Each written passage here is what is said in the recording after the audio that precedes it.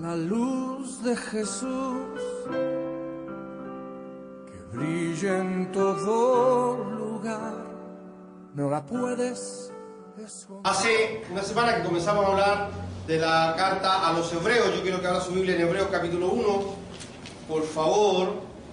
Estamos allí todavía en el capítulo 1 de la carta a los hebreos. He titulado al tema de esta mañana: Cristo superior a los ángeles.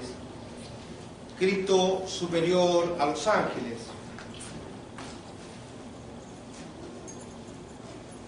La semana pasada no, porque la semana pasada estuve predicando, estuvimos de visita en la iglesia al frente, la iglesia americana. Ya está el video en YouTube, si alguien quiere ir allí y buscar el tema del domingo pasado en la iglesia americana, ahí estamos. Mi esposa dice que salí muy serio, tenía cara de complicado. Yo ahora estaba un poco nervioso.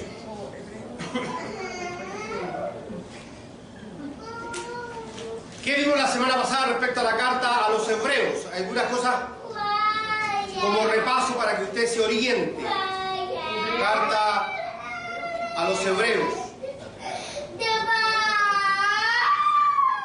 En primer lugar, no sabemos quién es el autor. Nunca supimos, nunca se ha sabido quién es el autor de la carta a los hebreos. Hay varias nociones. Históricamente algunos creen que ha sido Pablo, pero en realidad cuando se hace un examen exhaustivo a la carta, uno puede darse cuenta que Pablo no escribió esta carta. Hay otros que creen que fue Lucas, por la calidad del griego con que la carta se escribe. Lucas era griego y era médico, era un hombre culto. Y justamente por ser un ayudante del apóstol Pablo no quiso poner su nombre en la carta. Eso también es una teoría que no se ha podido confirmar. Hay quienes piensan que fue Apolos. Apolos, según la Biblia, es un hombre elocuente en las Escrituras, que nació en Alejandría, Egipto, y que tenía un tremendo nivel teológico, un judío, que en alguna oportunidad estuvo en la iglesia de Corinto ayudando al desarrollo de esa iglesia. Pablo lo nombra en la carta a los Corintios. Apolo era un tremendo personaje. También se piensa que el autor a la carta a los hebreos pudo haber sido Bernabé. Yo personalmente me inclino por eso, por dos razones. Primero, la carta a los hebreos es la que se escribe con el mejor griego de la época, y el mejor griego de la época se hablaba en la isla de Chipre, y Bernabé era nacido y criado en Chipre. Lo segundo, que la carta a los hebreos hace una profunda comparación entre el ministerio sacerdotal levítico y el ministerio eterno de Cristo. Es decir, la persona que escribió la carta a los hebreos es una persona que sabía mucho respecto al sacerdocio levítico, y la Biblia dice que Bernabé era de descendencia levítica, era de la tribu de Leví. Por esa razón, algunos nos inclinamos a que pudo haber sido Bernabé quien escribiera la carta. Sin embargo, nadie puede dar un nombre definitivo al autor de esta carta, no lo hay. Se lo repito porque la Biblia de los testigos de Jehová dicen que el autor de esta carta es Pablo, y eso no se puede afirmar. Si hay un testigo de Jehová entre nosotros, me perdona la franqueza. Hay algunos que tienen cara de testigo de Jehová. De lo que sí estamos seguros es de que es una carta inspirada por el Espíritu Santo y que tiene una gran cantidad de verdades que son tremendamente importantes para nosotros hoy. Amén. La semana pasada vimos cómo el autor en el comienzo de la carta intenta dejar claro de forma enfática que Cristo es superior a los profetas. Recuerde usted que Israel era un pueblo que era dirigido por profetas. ¿Cuál es la función del profeta según la Biblia? La función del profeta es tomar la voz de Dios y traerla al pueblo. La función del sacerdote era tomar la voz del pueblo y llevársela a Dios. Esos eran los trabajos de ellos. Cristo cumple ambos trabajos. Cristo trae la voz de Dios a la tierra Cristo lleva e intercede por la necesidad del pueblo ante Dios. El escritor de Hebreos dice en los primeros versículos que Dios, habiendo hablado en otro tiempo a nuestros padres muchas veces y de muchas maneras, hoy nos habla por el Hijo. Y es re importante tener claro y recordar este asunto, porque Cristo no solamente es el cumplimiento de la profecía, Cristo no solamente es la razón de la profecía, sino que Él es sobre la profecía. Ahora, toda la profecía del antiguo pacto dice relación con que un día vendrá el Mesías. El Nuevo Testamento muestra el cumplimiento de esas profecías. ¿Está acá? Se acabaron las profecías.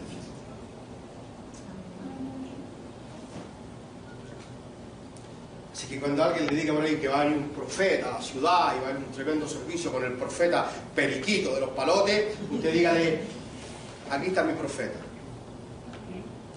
No necesito más. ¿Está acá? Porque hoy día hablan de una cantidad enorme de profetas por ahí entregando mensajes que se parecen más a Walter Mercado que un mensaje espiritual. Ok.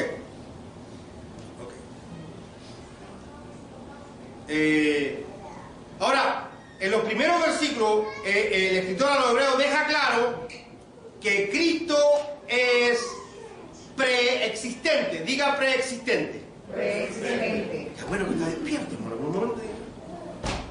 ¿Qué significa que sea preexistente? Que Él está antes de la creación, que Él es creador junto al Padre. ¿Usted cree eso? Amén. Cuando Dios dijo hagamos al hombre, no estaba hablando con los ángeles, estaba hablando con Jesús. Y lo establece en los primeros versículos. Verso 3, el Hijo es el resplandor de la gloria de Dios, la fiel imagen de lo que Él es, y el que sostiene todas las cosas con la palabra poderosa, después de llevar a cabo la purificación de nuestros pecados. Cristo es co-creador, Cristo es preexistente. Eso es lo que está tratando de dejar claro el escritor de esta carta. No podemos tener duda de que el escritor de esta carta es un judío, porque es muy conocedor de la historia y de las tradiciones. Israel, al igual que todos los pueblos del mundo, tienen lo que se conoce como historias paralelas. ¿Qué es una historia paralela? Existe la historia oficial de los pueblos y existen historias paralelas que tienen mucho de místico, tienen mucho de mitología. Todos nuestros pueblos, yo estoy seguro que en Puerto Rico también deben haber por ahí historias que se cuentan entre la familia, de cosas, de cómo fueron las cosas realmente. Los judíos también. Y una de las historias místicas o mitológicas judías que más se asentó dentro del pueblo de Israel es la que tiene relación con los ángeles. La palabra ángel significa mensajero. Y debido a que los judíos saben que Dios es santo, 3 veces santo, y que no puede tener relación con el hombre pecador, los judíos comenzaron a crear y a inventar esta historia de que para que Dios se comunicara con el hombre, lo hacía a través de ángeles. Y de verdad que hay muchos pasajes bíblicos que muestran que eso fue así. Fue un ángel el que vino donde una muchacha de 13 años, una analfabeta llamada Miriam, y le dijo que el Espíritu Santo la cubriría y sería madre del Salvador del mundo. No me mire con esa cara, la muchacha se llamaba Miriam, nunca se llamó María. Es un error de las traducciones bíblicas. Claro, Dios usó ángeles, pero da la impresión que en algún minuto a los judíos se les pasó la mano con cuánta autoridad y cuánta independencia tenían los ángeles, cuál era realmente su labor. Entre las historias que se encuentran hasta el día de hoy en el pueblo de Israel, se dice que cuando Dios le va a dar la ley a Israel a través de Moisés, una compañía de ángeles se opuso. No estaban de acuerdo que hombres mortales como Moisés y el pueblo de Israel recibieran la ley, algo tan sagrado e importante. Inclusive, dice la historia, que cuando Moisés sube al monte Sinaí para recibir la ley, un grupo de ángeles ataca a Moisés para evitar que suba. Y que Dios se enfureció y mató a una compañía entera de ángeles. Eso no está en ninguna parte de la Biblia. Eso está entre la historia mitológica del pueblo de Israel. Pero se habían asentado de tal manera esas historias dentro de Israel, que inclusive estaban tan arraigadas en el folclore de Israel, que inclusive los apóstoles, cuando escriben sus cartas, usan algunos fragmentos de esa mitología. Y es necesario que lo sepa, para que no quiero que se confunda cuando lea los pasajes. Miren lo que dice Gálatas, por ejemplo, capítulo 3. Vaya conmigo un minutito a Gálatas, capítulo 3. Y va a ver algo que el apóstol Pablo, impresionante que el apóstol Pablo haya usado una historia mística en su enseñanza. Capítulo 3 de Gálatas, ¿lo tiene? Si lo tiene, dígame. Gracias por no encontrarlo todavía. Verso 19. Gálatas 3:19, ¿lo encontró? Entonces, ¿cuál era el propósito de la ley? Fue añadida por causa de las transgresiones hasta que viniera la descendencia a la cual se hizo la promesa. La ley se promulgó por medio de ángeles, por conducto de un mediador. Fíjate lo que está diciendo el apóstol Pablo. El apóstol Pablo está diciendo que la ley fue dada a Israel por medio de ángeles. Ahora esto es bien simple. Vaya conmigo a Éxodo. Esto es bien simple de comprobar. Vaya conmigo a Éxodo. Éxodo es un libro que está en el Antiguo Testamento, en el Pentateuco, para los que están estudiando bibliografía. Éxodo 19, verso 20. Éxodo 19, 20, el segundo libro del Pentateuco. ¿Lo tiene? ¡Qué bueno! Dije que lo tenga yo.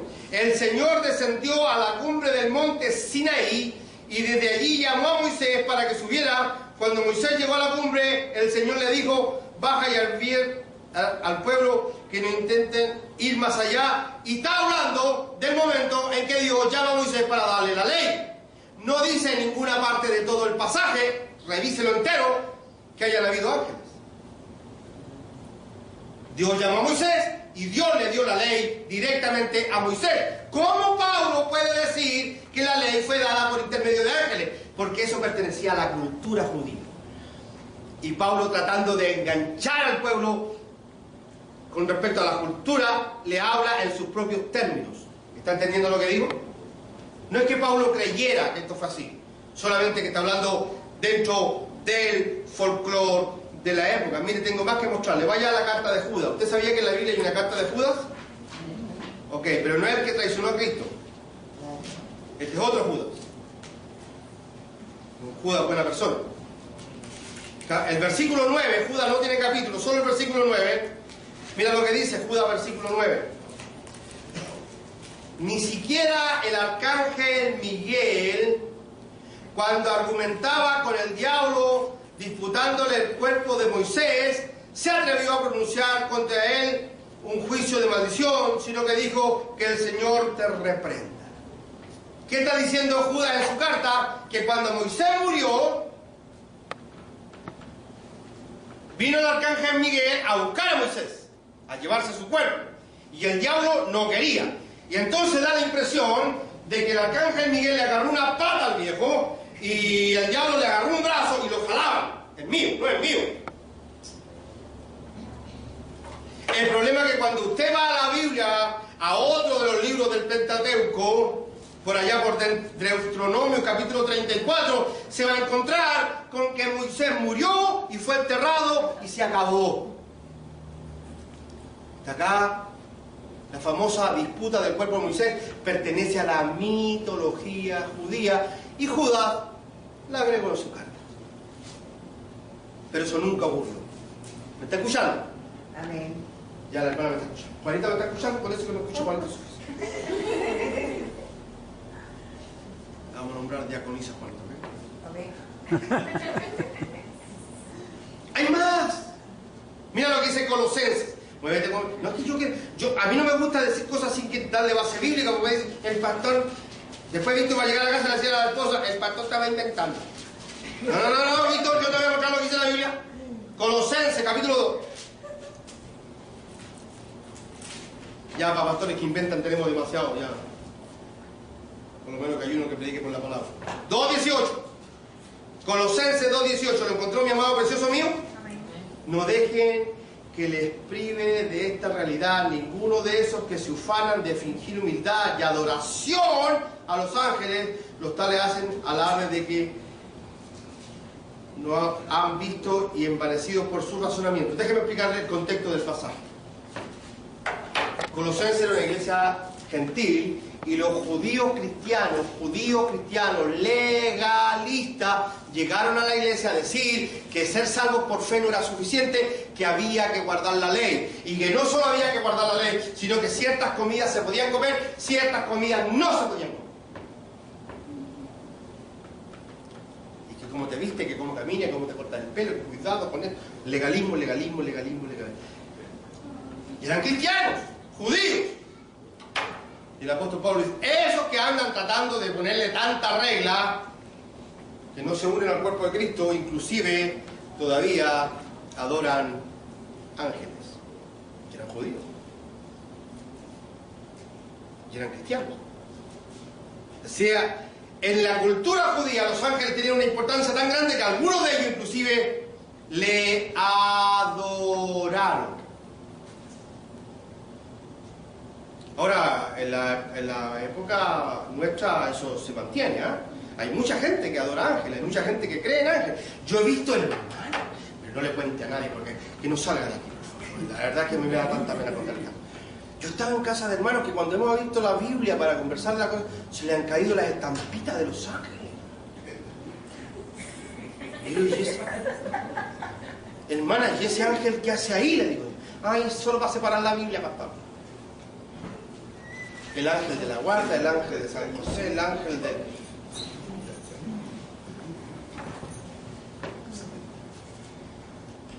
Hay un movimiento religioso, es una secta religiosa conocida mundialmente como los mormones. ¿Ha oído hablar de ellos?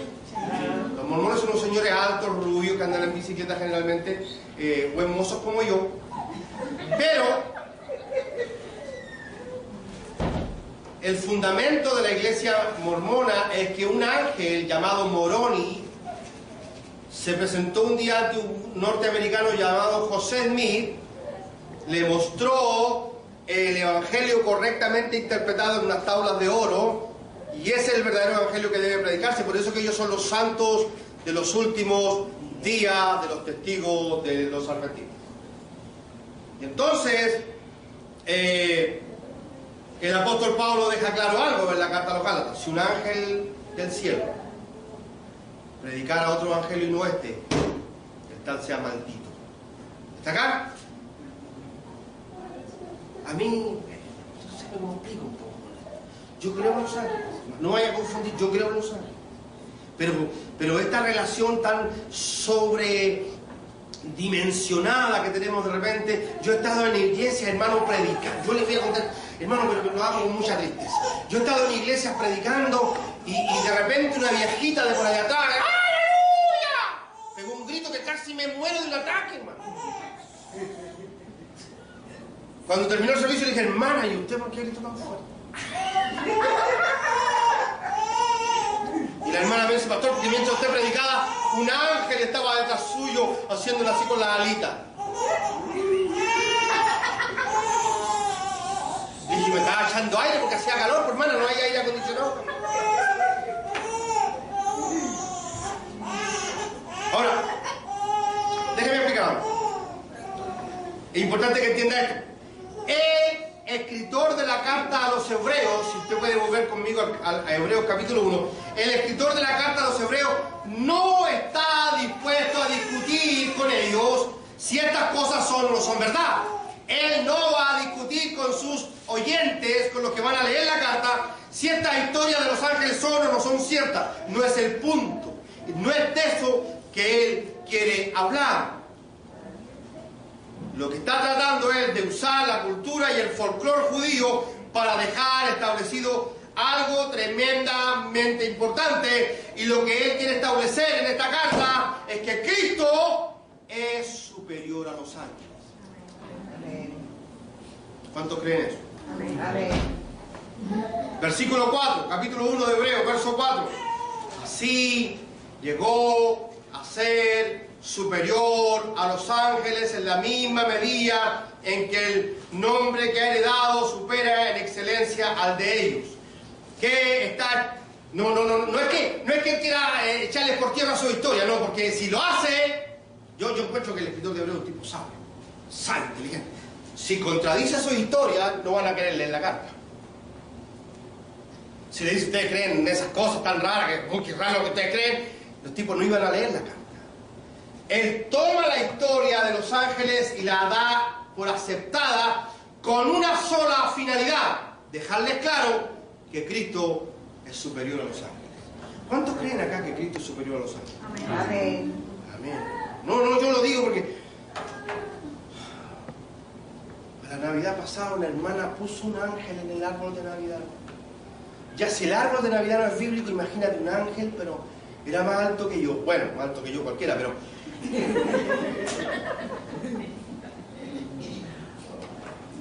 Yo dije, hermana, y ese ángel tan lindo es el que protege mi hogar, pastor. Mira, hermana, no es Dios el que protege su casa, es el ángel. Lo bueno de los ángeles es que algunos tenían un muy lindo nombre, se llamaban Miguel.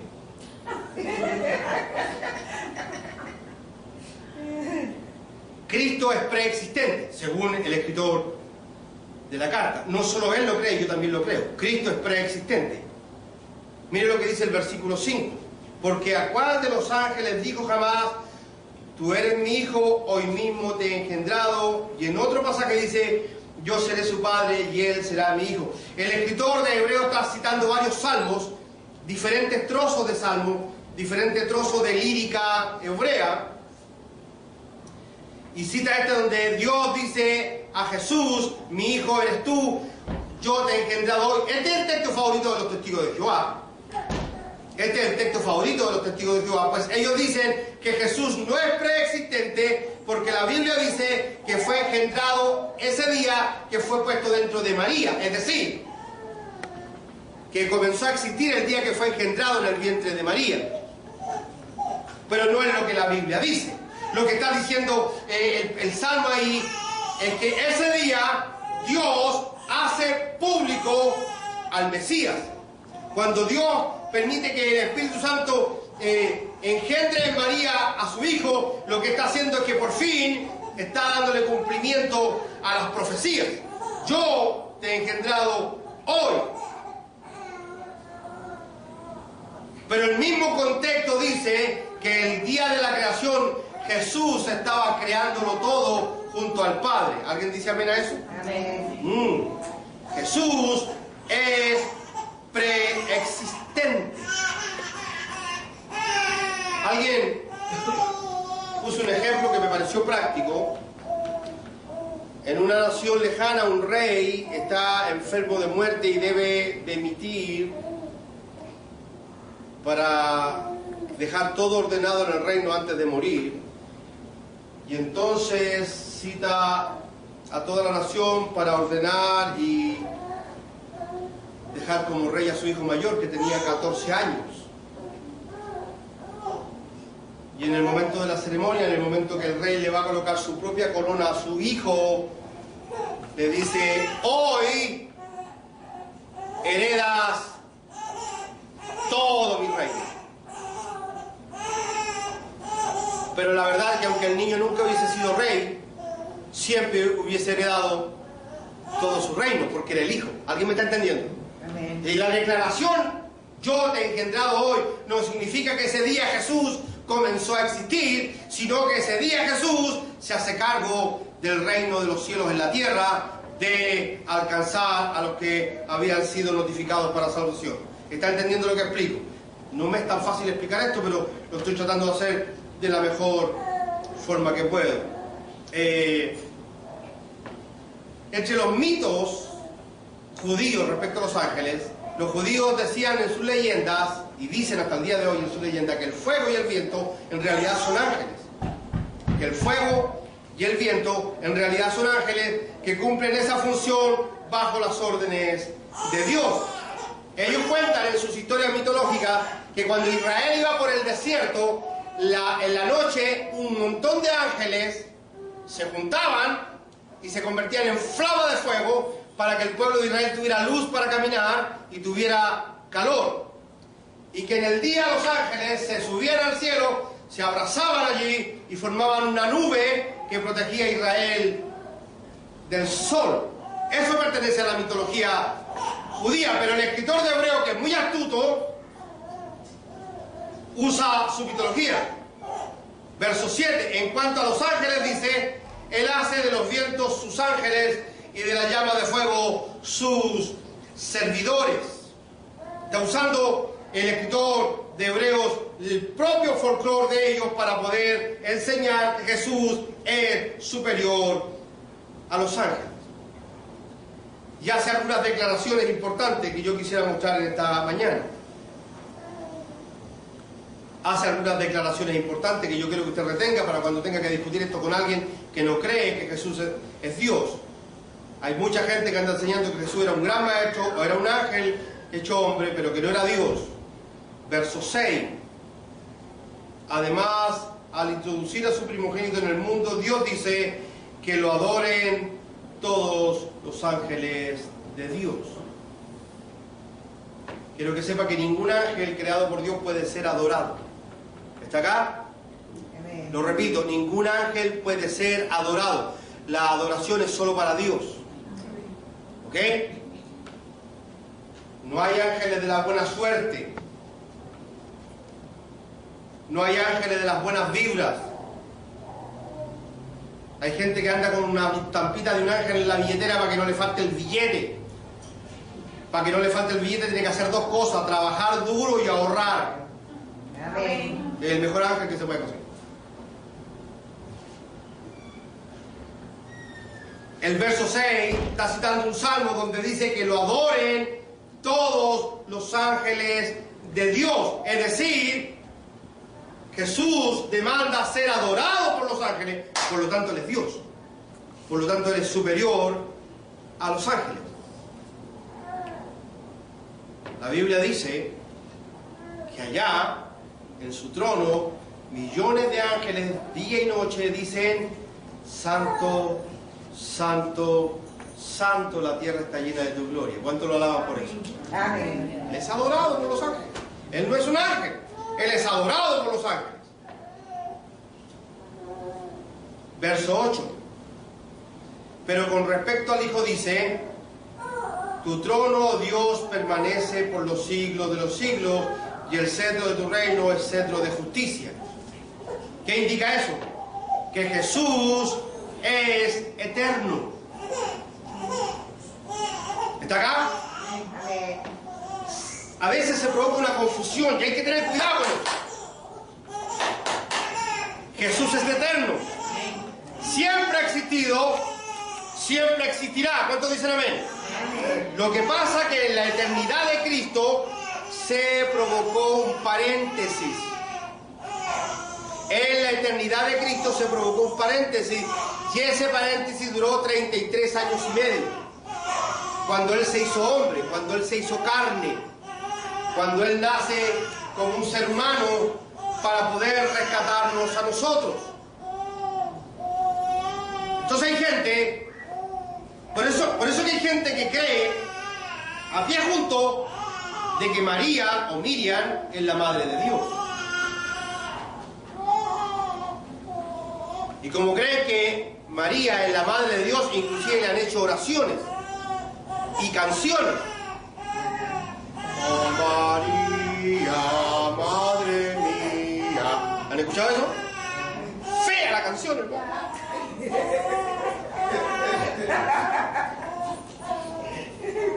La iglesia romana dice a Jesús por María.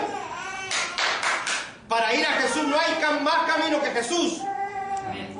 Yo soy el camino, la verdad y la vida. Nadie viene al Padre si no es por mí, dice el Señor. Amén. No hay más caminos. Nada le queda a Jesús por María. No. Su trono es eterno. Él es eterno. Él es Dios. Jesús es Dios.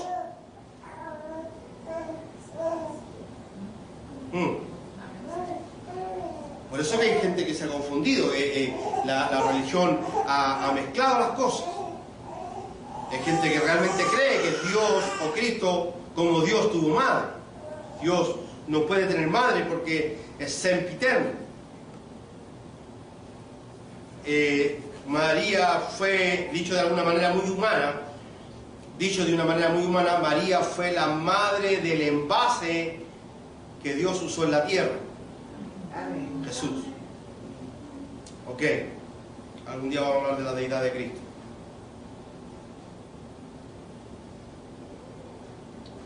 Te ha exaltado por encima de tus compañeros, se refiere a los ángeles.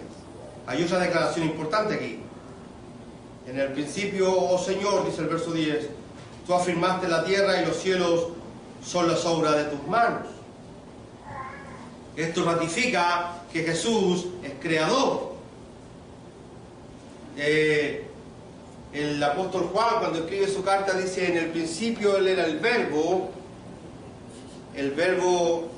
estaba con Dios, es decir, está hablando de dos personas o dos personalidades, y el verbo era Dios, y el verbo se hizo carne y habitó entre nosotros. Todo lo que ha sido creado por él, y nada existiría, dice el escritor, si no hubiese sido creado por él. En otras palabras, toda la creación del universo es obra de Cristo, toda la creación del universo fue para Cristo, toda la creación del universo es por Cristo. Él la sostiene con el poder de su palabra. ¿Está acá? Amén. Eso nos da la garantía, señores, que esta tierra no va a desaparecer como algunos creen.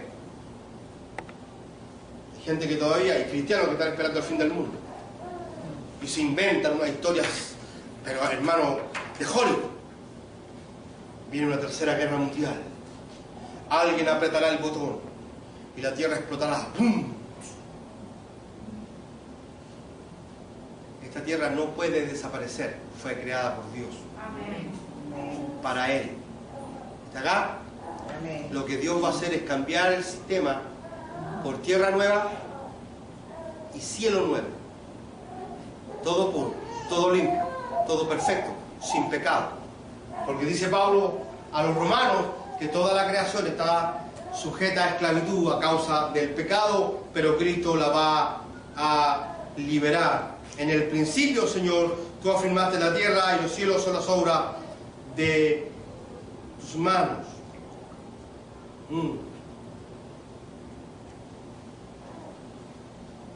Pero tú siempre el mismo y tus años no tienen fin. Yo no sé si usted sabe, pero uno de los atributos de Dios es que Dios es inmutable. Diga, Dios es inmutable. Diga, Dios es inmutable.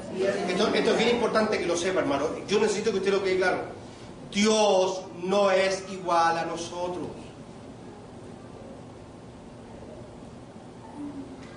Tendemos a humanizarlo. Es inevitable, todos, yo también, tendemos a humanizar a Dios, a hacerlo muy semejante a nosotros. Por eso que cuando hablamos del amor de Dios y de la misericordia de Dios, creemos que Dios actúa como un ser humano.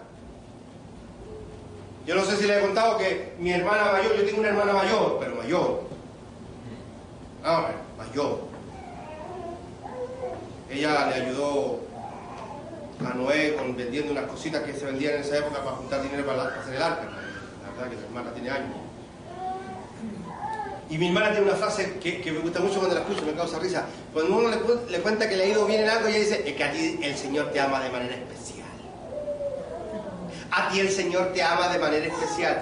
Dios no ama a nadie de manera especial. Él es inmutable. ¿Nos ama a todos? Igual. Es Dios. Los padres a veces amamos más a un hijo que a otro. Los esposos a veces amamos más a una esposa que a otra. Ah, no, eso no se puede decir. Pero Dios no. Entonces lo humanizamos. Se nos olvida que es inmutable. Y decimos, hermano, yo sé que si oramos y ayunamos, vamos a tocar el corazón de Dios. Y Dios se va a rendir. Si Dios no se rinde nada. ¿Usted cree que Dios le afecta las emociones cuando yo ore? ¿Usted cree que cuando Dios me ve orando me dice, ay, pobrecito, cómo está sufriendo mi chiquitito? Dios no hace eso. La Biblia dice que caminamos sobre obras predestinadas, que nuestra vida está en sus manos y todo lo que nos pasa nos ayuda a bien porque Él tiene un propósito con nosotros.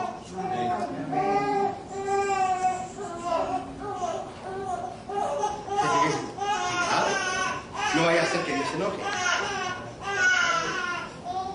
Dios es inmutable. En el versículo 13 declara que los enemigos de Dios, los enemigos de Cristo, serán puestos a sus pies. Todos aquellos que han profanado su nombre, todos aquellos que han perseguido a la iglesia, todos aquellos dictadores que quemaron millones de Biblias durante la historia de este mundo, todos aquellos que persiguieron a los cristianos, todos sus enemigos serán puestos a sus pies. La Biblia dice que cuando Él aparezca en las nubes, todo ojo le verá y toda lengua confesará a Dios su nombre. No dice que lo confesarán de arrepentidos, ni dice que lo confesarán porque se hayan convertido, sino porque tendrán que reconocer que el carpintero de Galilea sí era el Señor. Todos. Los judíos que lo crucifican, los romanos que fabricaron la cruz, los ateos, los agnósticos, los científicos que han negado su deidad, su autoridad y su poder, los predicadores que han desvirtuado el Evangelio para engañar a millones de personas, serán puestos algún día a los pies del Señor. Nadie se escapa de Él. ¿Está acá? Yo no sé cuál sea su relación con Dios, pero yo quiero que les diga algo y se lo digo con mucho respeto y seriedad. Algún día usted tiene que encontrarse con Él. Aquí o allá. Y van a tener una sincera conversación. Y Dios tiene una memoria increíble. Y le va a decir, capacito, ¿cómo está? Tanto tiempo. ¿Se acuerda cuántas veces le predicamos? ¿Se acuerda cuántas veces lo invitaron a la iglesia? ¿Se acuerda cuántas veces le dijeron que Cristo lo amaba? Y usted no quiso, payasito. Ahora váyase para allá para abajo. Ya lo están esperando con agüita caliente. Qué bueno que nosotros no vamos a pasar por ahí, ¿verdad? Amén. ¿Cuánto tiene la salvación asegurada en Cristo? Amén. La salvación está segura.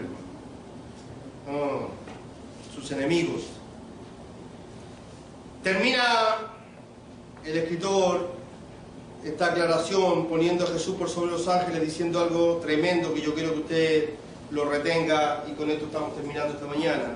Verso 14.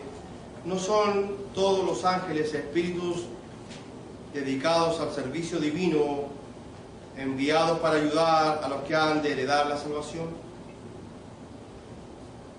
Los ángeles son espíritus ministradores al servicio de la iglesia, de los que han de ser salvos. Lo entienda o no, lo acepte o no, el nombre de los salvos está escrito en el libro de la vida de antes de la fundación del mundo, y los ángeles fueron enviados para socorrer, ayudar, proteger y cuidar a aquellos que un día habían de ser salvos. Déjeme decirle algo, mi padre llegó al Evangelio cuando yo tenía 7, 8 años de edad. Mi padre estudió en un colegio católico y estaba siendo preparado por su familia para ser cura. Qué bueno que nunca fue cura, porque hubiera sido una crisis en la iglesia católica, sabía que estaba terrible. Naturalmente vivió lejos de Dios por muchos años de su vida. Y estando lejos de Dios, hizo cosas que son las cosas que un hombre sin Dios hace. Y después que llegó al Evangelio, después de algunos años de estar en el Evangelio, él a la mesa con nosotros, hacía memoria de las veces que él debió haber muerto, de la cantidad de accidentes graves que no sabe cómo fue librado, sin ser cristiano, de la cantidad de veces que debió haber muerto en un asalto, en una riña, en un bar, en una cantina. Sin embargo, dice que providencialmente, sin saber cómo, aparecía alguien y lo sacaba de ahí y lo liberaban de la muerte.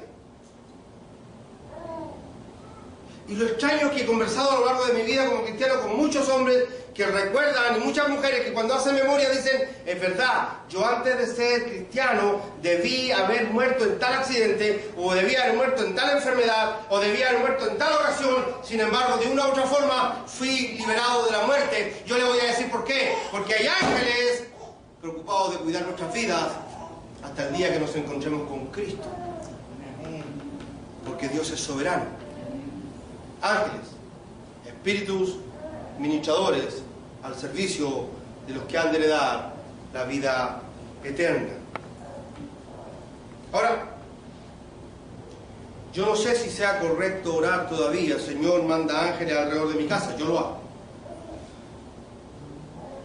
Alguien teológicamente puede decir que es incorrecto, no sé, yo lo hago. Yo digo: Señor, manda una legión que cuide mi hogar. Y cuando voy al trabajo, como ahora mi camioneta la maneja el hermano Eddie, yo le digo: Señor,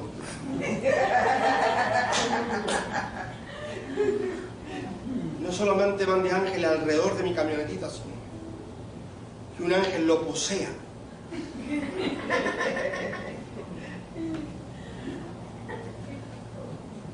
Para que mi camioneta dure un par de años más, seguro. De todas maneras, cualquiera que sea el trabajo que tengan los ángeles con nosotros, reciben órdenes de Dios. Usted dirija directo a Dios. Amén. Él, Cristo, es superior a los ángeles. Póngase de pie, por favor.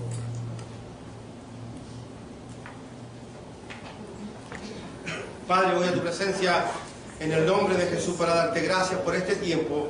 Gracias porque cada uno de mis hermanos ha venido con la intención de oír tu palabra, de adorarte, de alabarte, de bendecirte, Señor. Nos vamos bendecidos a nuestros hogares y esperamos, Señor amado, que esta semana que comienza sea una semana de bendición, de victoria, en el que veamos tu mano a favor nuestro, Señor. Veamos tu gloria. De una u otra forma podamos entender lo bueno que eres con nosotros. Gracias por todo esto y en especial gracias por la vida de Víctor con nosotros esta mañana. Gracias, Señor. Te bendecimos, te adoramos, te damos gracias en el dulce nombre de Jesús. La luz de Jesús que brilla en todo lugar, no la puedes esconder, no te puedes callar ante tal necesidad.